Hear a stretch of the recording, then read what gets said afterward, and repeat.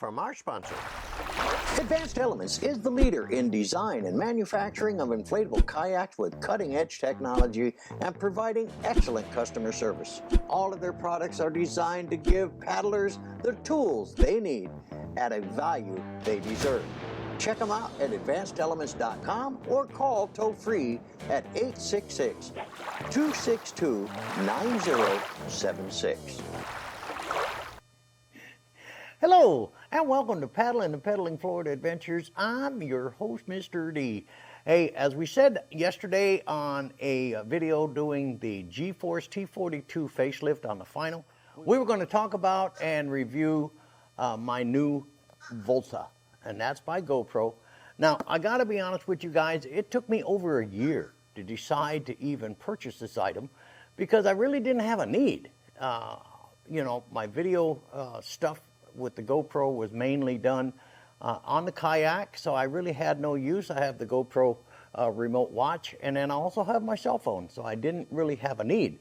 However, I found out later when I was shooting with the e-bike stuff, my filming time was longer and I was exhausting the battery in the GoPro, so I'd always have to put a spare battery in my pocket. Well, anyway, GoPro just had a promotion where if you bought $50 worth of merchandise, you remember that GoPro thing, and they would give you a free t-shirt. Voila. And for 50 bucks, I said, okay, I can do that. The cost of the t-shirt with my member cost for the Volta, which is $99, and the cost of the t-shirt, which I think is $29. I'm doing a pretty good deal, so I'm going to go ahead and pick this bad boy up. Now, I found out there was a lot of uses for me as far as the e-bike goes, and as far as the kayaking goes, I'm really not sure yet. I haven't taken it out on a kayak. I did take it out yesterday on the e-bike and tested it out and found out that using this little hand strap, which is elastic right here, I used the pop out right here to mount onto my mount on the bike. So it sits like this. But the problem was it was doing this. So I took this hand grip, which I originally took off, and I actually took the hand grip or elastic grip and wrapped it around the mount and then hooked it into place, and that kept that all stable. And you'll see in the footage on the road test on the e-bike on how well it did. It did a really good job. So before we get too far into the action of this, let's break into the Volta itself, and let me explain to you what it does and the setups and all that kind of cool stuff. And it's not hard to do. There's a couple of nuances that you need to know about, but after that's all done, you're good to go. So anyway, hey, we'll be back in a minute. Hi guys, what we're going to do now is I'm going to just kind of run you through the basics on the Volta itself. It's really not a difficult unit to mess with. Now what you get with it is the Volta here, this little wrist strap or wrist holder thingy, not this wrench. I decided to put the wrench on the back of this, and it actually helps me when I'm wanting to wrench stuff down. And then you get your charging cable, and they give you an additional thumb screw, and that's it. This has a 4900 milliamp battery built in, which should give you some really cool charging time. Now, one of the things I learned right away, because even with the super batteries that they've got now that GoPro has, they still run out pretty quick if you're doing a lot of filming. And I found out having this thing connected, my batteries are always at 100%. And then if I need to separate it and put it on the front of the boat or something like that, I can still operate the camera using the remote functions right here. Now, it also, see this white light? That white light tells you what mode you're in. If I want to go to photo mode, I switch over, you see the light switched over here. If I want to go into time lapse, it switches over here, and then back to video, it goes right here. Now, this button over here gives you your battery indicator. And to turn it on and shut it off, you just hold down the mode button, and you can see it's shutting off.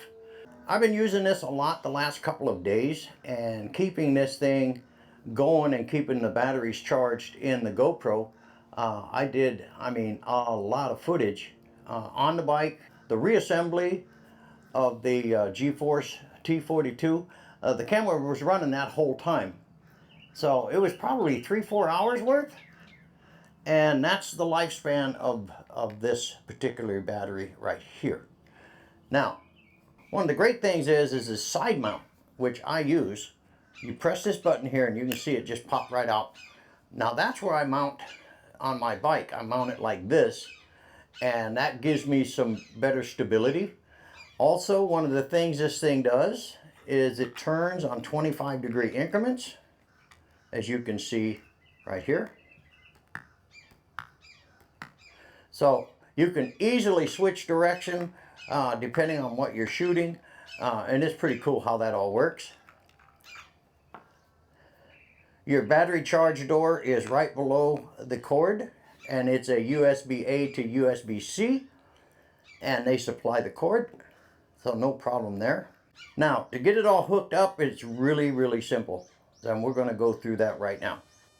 All right, guys, we're going to show you how to pair the Volta to your camera. First of all, turn your camera on. First thing you want to do is to swipe down. Swipe across, go to Preferences, Wireless Connection, Connect Device.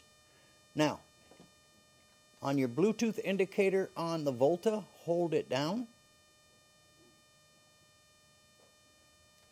Now you see it's flashing.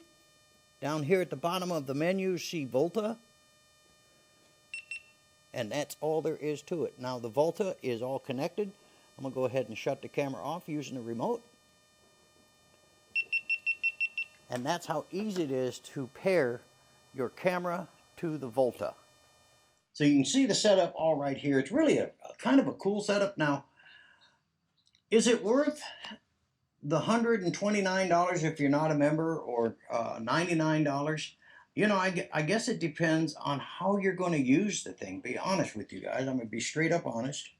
I really don't know.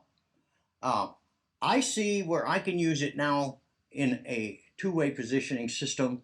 I used it yesterday on a picnic table. Used the 3 legs when I was doing the ending of the G-Force video, and that worked out really well. Then I also used the side mount button system when it was on my bike rack on the handlebars. Put that away, you just hold the button down and push it in. And then I haven't done any remote work, and I will be doing that on the kayak. I'm going to set the camera up on the nose of the kayak and then operate it remotely from the cockpit of the kayak, and I want to see how that does. So that's what that is. But you can see it's an easy setup. Now, if you're hooked up into a media mod like this is here, you can see the connection is really simple. However, they do supply you with the pass-through door. If you're not using a media mod, you just remove the door off your GoPro and put the pass-through door on and plug the USB-C Volta cord into the pass-through door, and you're good to go. So that should work really well. So anyway, guys, that's the intro and operations of this particular item here. Real simple again. Mode button changes here. Modes are done in lights. You can see I'm in cinematic mode or video mode. If I want to switch over to photo mode, and I'll switch over to time lapse and back to video mode. That is your shutter button right here. And that's all there is to it. That's all that, I mean, it's really simple. And I like the idea of the little tripod here. It's really a nice unit. So anyway, I've already done the road test on the e-bike with this particular product. Next, I'll be doing the on-water test from the kayak using a nose mount camera, and I'll be putting this on the nose and then operating the camera using the Volta wirelessly. So it should be kind of cool. Hi guys, what we're going to do now is a distance test. I've got the Volta in my hand, and I'm going to walk all the way up there and see if I'm able to stop recording. I got to remember not to use those secret words, because if I use the verbiage that the GoPro uses with the preface of the word GoPro, and then you tell it to do something, if I have that in a sentence, it'll do it. So anyway, we're going to go ahead and end the recording here, and then I'm going to walk back a ways and see if I can restart it. So we'll be back in a sec. Okay, I'm about 35, 40 feet away, and let me turn on this other record button in case I lose audio. As soon as I turn my back, I'll lose audio, so I'm gonna leave it on the record on the backup on the mic. Not relevant to what we're doing, but I wanted to tell you. Now, one thing I also wanted to tell you guys, when you're in a specific mode, remember the white lights I showed you at the beginning? When you're in the mode and you're doing your recording and stuff, that white light will turn red in the mode that you're in, which is kind of cool. So I'm going to stop it now, go a little further, and see if I can restart it again. Okay, it's showing me a red light on the remote, so apparently I'm recording. There we go. All right, so about 70 feet, guys, is about the range. They say 98. I got about 70 or maybe 80 up there to those shade trees.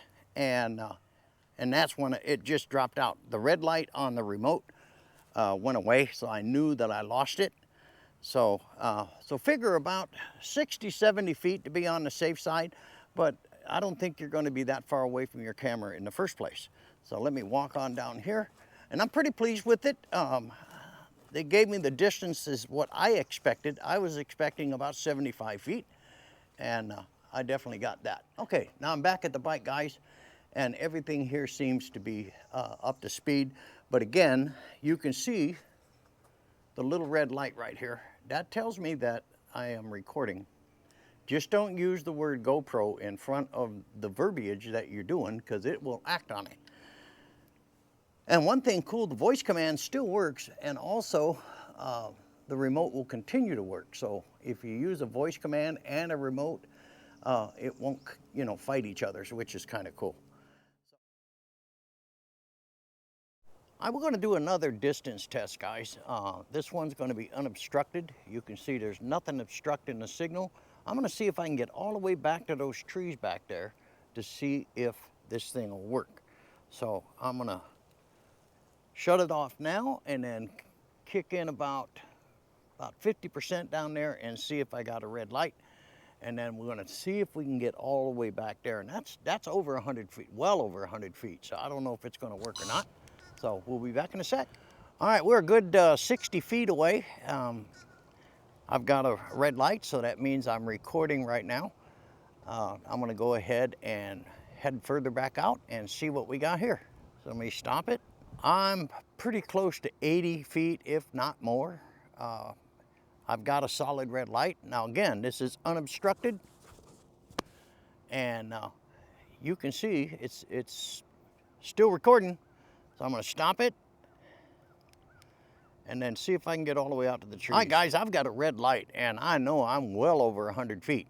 I mean, well over. I'm going to do a pace back here and kind of estimate how far I am. But I've still got a red light. Now, again, this is unobstructed view. Now, this is what companies do when they test stuff. They have nothing in its way. I had those posts and the trees and stuff like that in my other distance test. But right now, things are working pretty good. Let's try one more time. I can't believe it. I am well over 100 feet. I mean, a grip. Again, unobstructed. Now I'm going to walk back and see if I lose it. I don't even know if you guys can see me in the camera, but I am all the way up against the back fence. I can't even see my bike from here. But I'm still got recording. Now I'm going to count the paces. I'm going to do a pace count to see how far I was. Well, guys, I did the measurement on this one unobstructed. I did 227 feet, and it still worked. So the obstructed one cut me down to about 75, 80 feet. This one is 227 feet, and that's all the way to that back fence back there, and that's how far that is. So I'm impressed, and I didn't lose connection or anything like that. So, hey, that takes care of a good distance check. I'm glad I did the second test. Hi guys, what we're doing now is checking out the Volta on the G-Force T42. I had to do some adjustments because of the weight. I mean, you're adding a I think it's a 4900 milliamp battery, remote and all that kind of stuff to the bottom of the camera.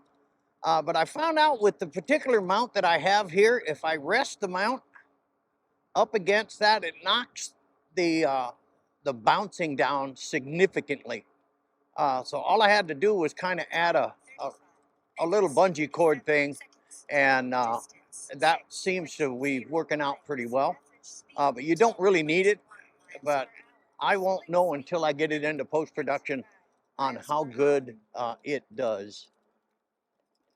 So anyway, we're gonna check this thing out, and I'm gonna turn it around. One thing good about this, it has a revolving head where you can turn it 360 degrees, but you gotta watch out if the cord's plugged in, make sure that you do it right. So what I'm gonna do, and I'm gonna try to do this riding the bike. I don't know if I can pull this off, but we're gonna try it out.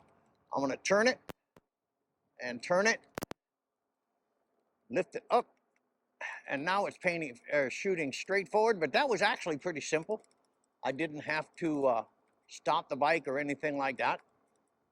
And it's recording, doing its thing. And I want to see if there's a lot of vibration up and down and stuff like that. Now, I do have it on horizon lock and all that kind of thing. So the stabilization should be there, but I wouldn't attempt this with like a GoPro 4 or 3 or 5 that don't have that that super hyper stabilization thing they came out with. But it seems to be working really fine. I've got my microphone system. I got the DJI dual mic system plugged into the media mod, and then I have the Volta, which is a USB-C plugged into the upper port, because there's 3 ports that are available on your media mod. But we're just gonna keep riding here and see if it changes or it moves or anything like that, but it seems to be holding steady. We'll find that out in post-production. So anyway, guys, that's this test. Now the next test I will be doing will be on water. Hi guys, this is the field test of the GoPro Volta. We got it out here today on the boat, and all you have to do to activate and turn on the camera is to hit the mode and power button right here. Now, if you heard the beep, beep, beep, but it kicked off, and now I'm going to hit record. So operationally, this thing works fine. We're going to check it out today and see how it does. I'm going to check the photo mode, time-lapse mode, stuff like that. So, hey, we'll be back in a bit.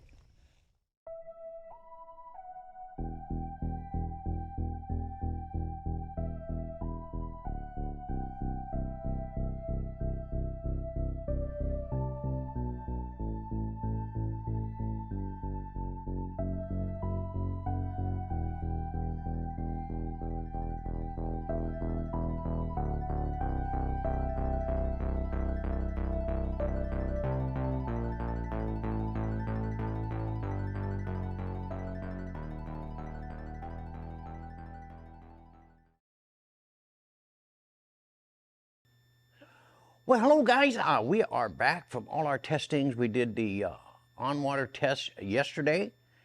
So today what we're going to do, guys, is give you my final conclusions on the Volta. What's it good for? What's it not good for? What doesn't make sense? What makes sense? That kind of thing like that. Now, I was right waiting a year, or the time frame that I waited to get this, because I didn't have a need. You know that the Volta has a 4900 milliamp battery. That's its main function. And, you know, the remote and stuff like that is great. But when it's off camera, you're not charging the battery in the GoPro anymore. So on the on-water test yesterday, it was separated from the battery. So I'm facing the same thing I did all the time when it was on the kayak.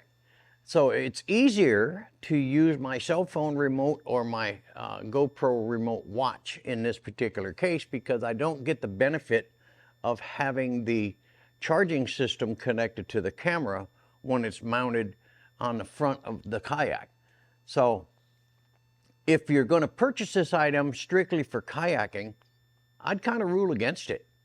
But now if you have an e-bike or you're vlogging or you're doing outdoor activities and stuff like that where you're you're close to the unit and you can get the benefit from the 4900 milliamp battery, which I've been doing on the kayak, no, but on the e-bike, oh yeah.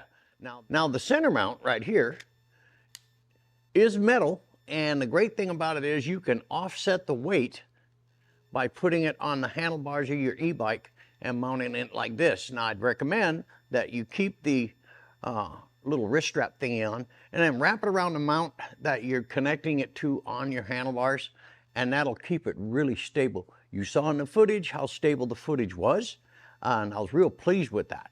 We also did a distance check. Now I used two locations for this. One that was in a metal constructed, what do they call it, pavilion, with metal picnic tables and metal this and metal that, metal poles.